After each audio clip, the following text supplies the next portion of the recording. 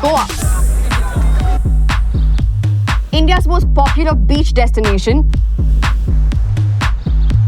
is becoming a scam. Despite offering everything from casinos to alcohol cheaper than water and some of the best nightlife in the country, tourist numbers are dropping and dropping and dropping. In fact, in 2024, international tourism in Goa has dropped over 60%. That's lower than it's ever been before. And while Goa is struggling with all of this, Thailand is stepping up. Yes, it's becoming the new vacation hub for Indians and foreigners, alike promising affordable travel, world-class experiences, and a vibrant culture. But here's the question. Is it really worth traveling abroad? Can it actually be cheaper than Goa with a little planning? And does Thailand truly deserve to be called the next Goa for Indian travelers? Let's explore and find out.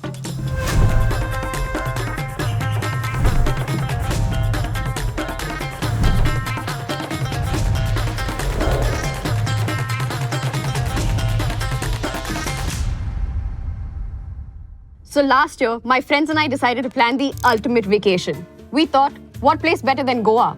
I mean, it's Goa.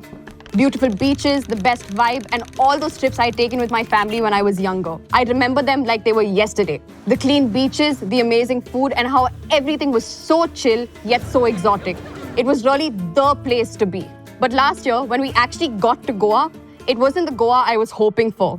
The prices were sky high, the beaches were crowded, and the vibe I had remembered, gone. But what has changed that took Goa from here to this?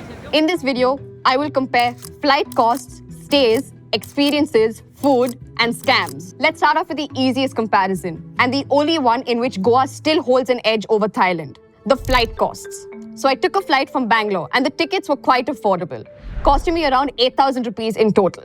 But my other friend, who's coming from Delhi, her round trip price is insane. I mean, she could literally take a Thailand trip with that money. When it comes to flights, a round trip to Goa from major cities in India typically costs around 5 to 10,000 rupees if you're flying from South India. But if you're coming from North India, it can range anywhere from 10 to 20,000 rupees depending on the season. Sure, you could take a train or a bus, which might only cost 1 to 4,000 rupees. But let's be honest, most of us prefer the convenience and the speed of flying. Now let's talk about Thailand. Although Thailand's currency may be worth twice the Indian rupee, yet it delivers far more value for your money. The best way to travel there from India is by flight. And with a little advanced planning, you can find round-trip tickets for as low as 15,000 to 22,000 rupees. The flight takes about 4 to 5 hours, making it a quick trip. And now that we've reached Thailand, the next big expense is accommodation. And that's what really adds up. Trust me, the difference here is huge. When it comes to stays, Goa offers accommodations that are incredibly beautiful with incredibly high price tags, especially in places like Baga and Kalangut, known for their lively nightlife.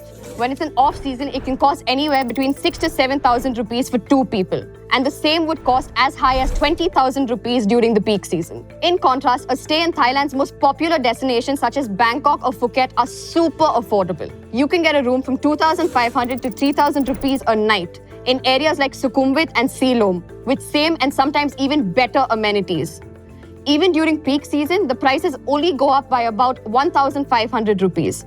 Pretty sweet, right? If you choose an offbeat location like Chiang Rai or Koh Yono, then you can get a luxurious stay for even cheaper. And now that you've finalized your stay, you can get to the fun part. Goa and Thailand are both covered with beaches, but they offer very different beach vibes.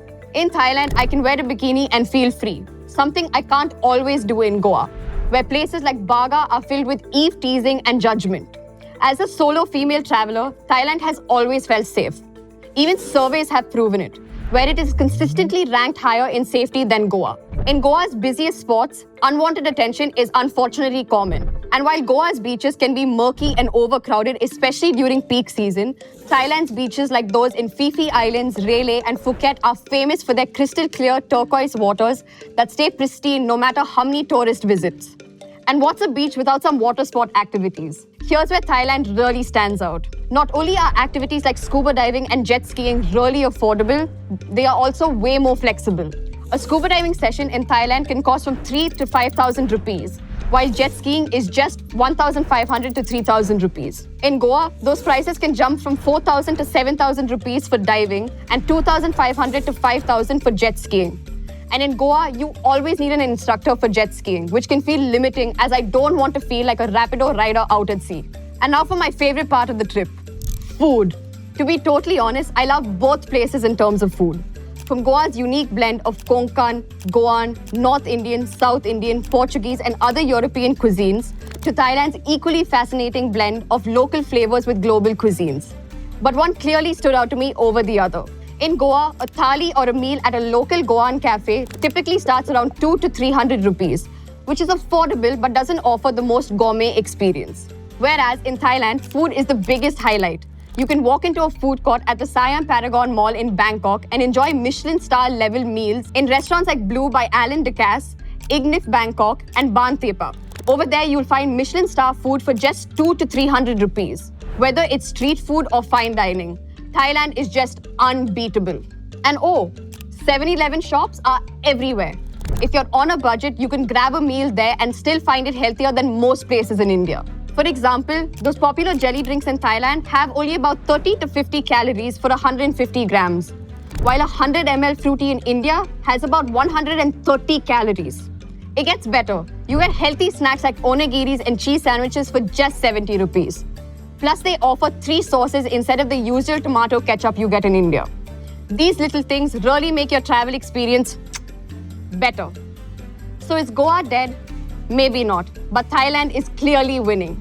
As you can see the cost breakdown of how much you would be spending on a 5-day Thailand versus Goa trip.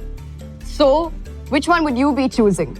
Let us know in the comments and subscribe to Atlas Explorer for more daily travel content.